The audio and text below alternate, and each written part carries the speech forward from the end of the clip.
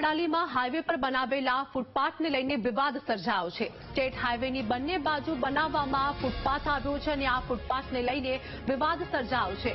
દબાણો દૂર કર્યા વગર જ ફૂટપાથ બનાવી દેવામાં આવ્યો છે। વડાલી નગરપાલિકાએ બનાવેલા ફૂટપાથ વિરુદ્ધ હવે વેપારીઓમાં પણ ભારે રોષ જોવા મળી રહ્યો છે। ફૂટપાથને કારણે રોડ સાંકડો થઈ ગયો હોવાથી મુશ્કેલી થાય છે। ફૂટપાથના કારણે સમસ્યા વધી હોવાની વેપારીઓ દ્વારા રજૂઆત કરવામાં આવી છે।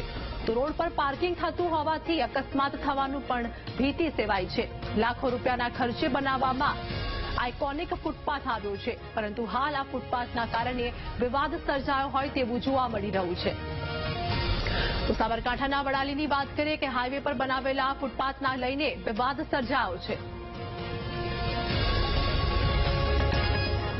3 દિવસથી અહીંયા અમારા વેપારીઓની દુકાને ગાડી જે ફૂટપાથ બનાવી છે એ ફૂટપાથ બહુ રોડથી નજીક બનાવી દીધી છે, જેથી પાર્કિંગનો બહુ પ્રોબ્લેમ થાય છે।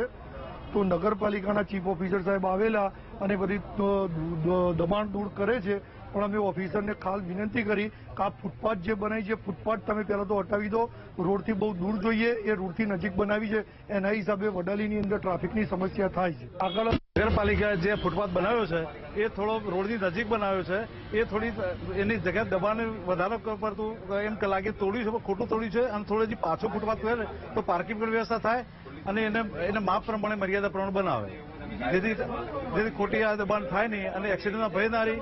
એ બાજુના મોટાભાગના દબાણ ફૂટપાથ બન્યા પછી થયેલા છે, એટલે એવું નથી કે દબાણ ફૂટપાથ પહેલા દબાણ હશે જ, એનું ના નથી।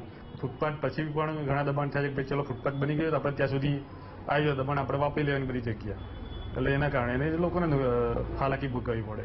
અને જો એ ફૂટપાથની બી પેલી બાજુ એમનું લેવલ ફૂટપાથ જેટલું રાખે તો પછી લોકો ફૂટપાથનો ઉપયોગ બાઇક લઈ જવા અને લાવવા માટે કરશે, ફૂટપાથનો ઉપયોગ ચાલવા માટે નહીં થાય। અને ત્યાં આપણે ફૂલછોડ કે એવું વાવીશું તો એ બધું એને નુકસાન પહોંચે એવું થઈ શકે। ફૂલછોડ અને બાંકડા એવું મૂકવાનું આયોજન કરેલું છે અને હવે તે એ આપણે જે ફૂટપાથ બને એના પછી જે ખુલ્લી જગ્યા રહે છે અને પછી દુકાનો રહે છે, ત્યાં દુકાનધારકોએ કે વેપારીઓએ એમને પોતાનો શેડ બનાવેલો છે અને યા તો એમના પેડ નાખી રહ્યા છે ઊંચા, એના કારણે આખી જગ્યા બ્લોક થઈ જાય છે, એના કારણે પાર્કિંગ છેક રોડ ઉપર આવી જાય।